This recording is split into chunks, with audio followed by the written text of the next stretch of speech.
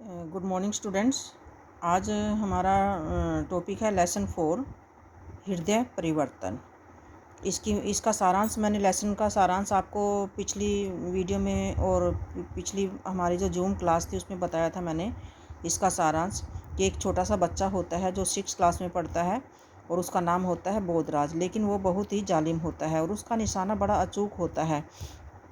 तो वह पक्षियों को बहुत ही परेशान करता था, उनके घोंसले तोड़ता था, उनके अंडों को फोड़ देता था और इसी तरह से वो बहुत ही ज़्यादा उनको परेशान करता था। जैसे ततैया होता था उससे भी नहीं डरता था, उसको भी पकड़ कर, है ना, उसको भी पकड़ कर मार देता था और उसमें उसकी जो टांग होती थी ना उसमें रस्सी बांध कर उसको उड़ाता था। फिर उसके बाद वो क्या करता था, जैसे तितली है, कोई पेड़ फूलों के ऊपर कोई तितली बैठी है तो उसको भी पकड़ कर और अपनी एक पिन लगाता था उस पे पंखों के ऊपर और अपनी कॉपी में उसको पेस्ट कर लेता था। तो इस तरह से काम करता था, जैसे चिड़िया के, कबूतर के, सब के अंडे फोड़ देता था, बच्चों को मार देता था। वो बहुत ही जालिम था। लेकिन उसका हृदय परिवर्तन कैसे हुआ वो मैंने आपको पिछली वीडियो में और लेसन में समझाया था, सारा लेसन का सारांश। तो आज हम इसका अभ्यास करेंगे लेसन का। तो अभ्यास आप देखिए।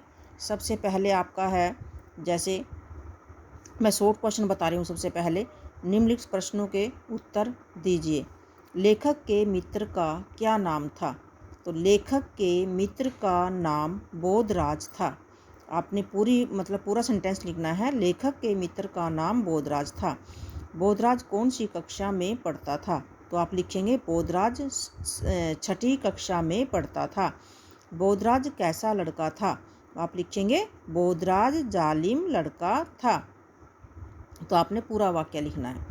बोधराज का निशाना कैसा था? आपका आंसर होगा बोधराज का निशाना अचूक था, है ना। कभी भी उसका निशाना जो था वो मतलब गलत निशाना कभी भी नहीं लगाता था, अचूक था। एक ही उसको रखता था, हमेशा हाथ में गुलेल रखता था और उससे वो निशाना लगाता था और उसका निशाना पक्का था, यानी कि अचूक था। ये लिखेंगे आप। इसके बाद हम करेंगे ये नीचे का, देखिए। बोधराज बड़ा डैश लड़का था। इसके ऑप्शन है आपके पास होशियार, दयालु या जालिम। जालिम, तो इसका आंसर है जालिम। बोधराज कक्षा में क्या सुनाता था? चुटकुले, किस्से या कहावतें? तो इसका आंसर है किस्से। किस्से पे आप टिक करोगे। चील किस के घोंसले पर आई थी? मैना के, कोयल के या चिड़िया के? किसके घोंसले पर आई थी? चील मैना के। इसके बाद है हमारा ये गद्यांश है। गद्यांश को पढ़कर निम्नलिखित प्रश्नों के उत्तर दीजिए। पहले तो आप इस गद्यांश को अच्छे से ध्यानपूर्वक पढ़ेंगे, है ना। ये बहुत आसान है। और उसके बाद ये 3 क्वेश्चन दिए हुए हैं, ये तीनों क्वेश्चन हमने करने हैं। देखिए पहला, देखिए। चोर अपने पास दीवार फांदने के लिए क्या रखते थे? तो इसका आंसर ये है, देखिए।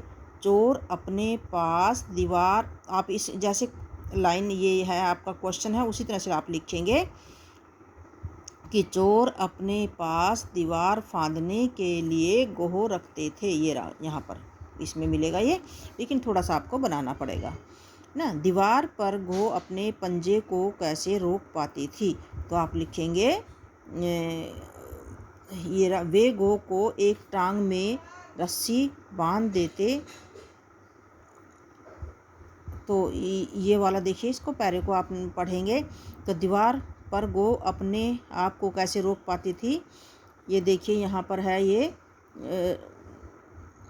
गो अपने पंजों से दीवार को मजबूती से पकड़ लेती है। उसका पंजा इतना मजबूत होता है कि फिर रस्सी को 10 आदमी भी खींचे तो गोह दीवार को नहीं छोड़ती। यानी कि जो गोह होती है, मैंने आपको बताया था लेसन में कि वो सांप की तरह होती है। जैसे सांप होता है दिखने में, उसी तरह होती है। सांप के पैर नहीं होते, लेकिन गोह के पैर होते हैं। इसके 8 पंजे होते हैं और उन्हीं पंजों से ये दीवार को बड़े मजबूती से पकड़ लेती है। इसको अगर आप 10 आदमी भी इसको खींचते हैं, कहते हैं कि ये खींचती नहीं है, मतलब उतरती नहीं है, छोड़ती नहीं है। दीवार किस प्रकार छोड़ती है ये? इसको हम दूध पिलाते हैं। अगर इसको हम दूध पिला दें तो उस समय ये अपने पंजे को ढीला कर देती है और तब ये छूटती है दीवार से। लगभग कितने आदमी गो की सहायता से चढ़ सकते थे? 10 आदमी, है ना, 10 आदमी। तो इसका ये था। तो ये आप ये बुक में ही करना है, ये कॉपी में नहीं करना। और जो मैंने शॉर्ट क्वेश्चन बताए हैं वो कॉपी में करने हैं और शब्दार्थ करने हैं कॉपी में। इसके बाद है भाषा की बात में। देखिए, ये संज्ञा, आप सभी बच्चे जानते हैं कि संज्ञा के किसी व्यक्ति, वस्तु, स्थान, भाव, है ना, गुण दोष, भाव में गुण दोष ये सब आ गया, तो इसको हम संज्ञा कहते हैं। ये मैंने लेसन आपको कराया था ग्रामर में। तो इसके 3 भेद हैं, व्यक्तिवाचक, जातिवाचक और भाववाचक। तो इसमें क्या करना है, आपने इनके एग्जाम्पल देने हैं, वो लेसन में से ढूंढने हैं। आप अपने आप लेसन में से ढूंढेंगे। फिर भी मैं ये इसमें जैसे व्यक्तिवाचक में आपने नाम देना है, किसी विशेष व्यक्ति, वस्तु, है ना, या स्थान का नाम देना है।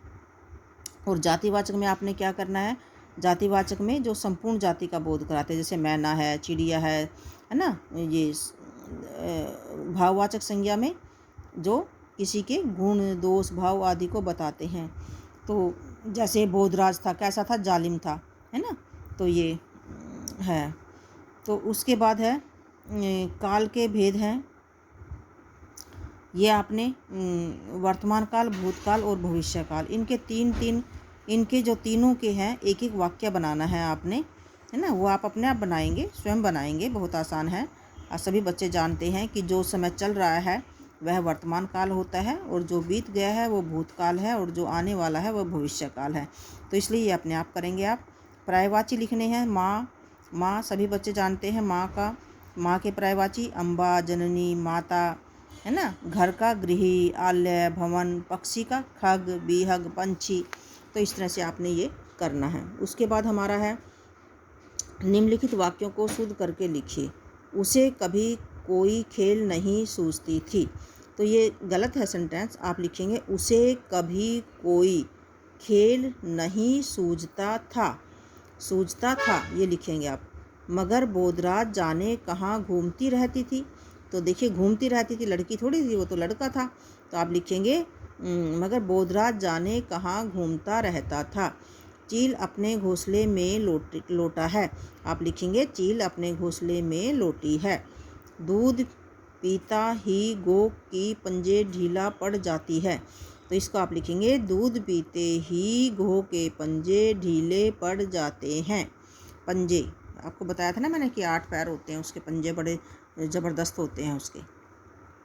तो ये आपने सारा बुक में ही करना है। ये सारा काम कॉपी में केवल अभी 2 ही काम करने हैं आपने। पहला काम है आपका कॉपी का शब्दार्थ और शॉर्ट क्वेश्चन आंसर, है ना। और नेक्स्ट वीडियो में मैं आपको लघु और दीर्घ प्रश्न उत्तर के बारे में बताऊंगी। धन्यवाद।